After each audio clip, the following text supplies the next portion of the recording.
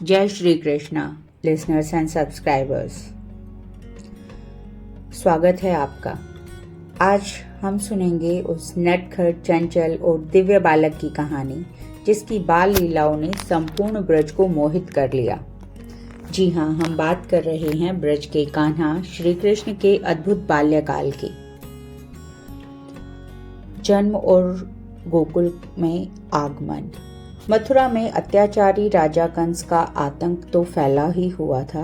एक भविष्यवाणी हुई कि कंस का अंत उसकी बहन देवकी के 8वें पुत्र के हाथों होगा। कंस ने देवकी और वसुदेव को कारागार में डाल दिया। भगवान विष्णु ने 8वें पुत्र के रूप में श्री कृष्ण का जन्म लिया। आधी रात वर्षा में भीगा गोकुल का मार्ग, यमुना नदी का मार्ग प्रशस्त और वसुदेव बालक को लेकर नंदलाल के घर पहुंचे। ये दृश्य आज भी भक्ति से भरे मन में बस जाते हैं। गोकुल में यशोदा और नंद के घर में कृष्ण का पालन पोषण हुआ।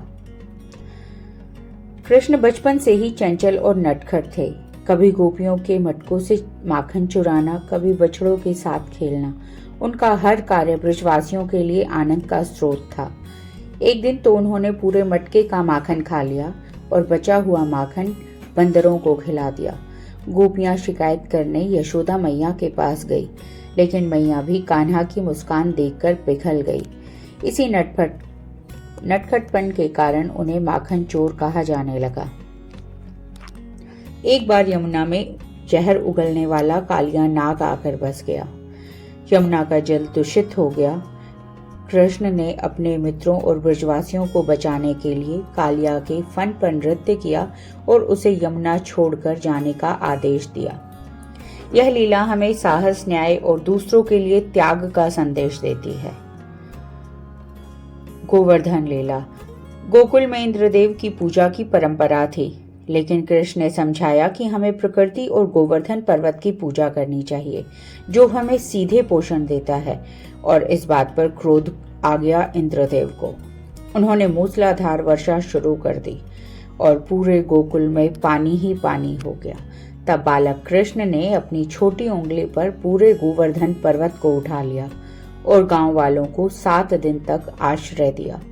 यह घटना न केवल चमत्कारी थी, बल्कि यह सिखाती है कि सच्ची भक्ति में अहंकार नहीं, करुणा होती है।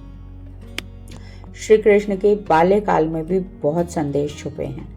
श्री कृष्ण का बाल्यकाल सिर्फ चमत्कारों और नटखटपन से भरा नहीं था, बल्कि उसमें गहरा जीवन ज्ञान भी था। दूसरों की मदद करना, अहंकार छोड़ना, प्रकृति का सम्मान करना और सबसे बढ़कर जीवन में आनंद और प्रेम बनाए रखना। तो मित्रों, यह था श्री कृष्ण के अद्भुत बाल्यकाल का संक्षिप्त वर्णन। अगर आपको यह कथा पसंद आई हो तो वीडियो को लाइक और चैनल को सब्सक्राइब जरूर करें। जय श्री कृष्ण।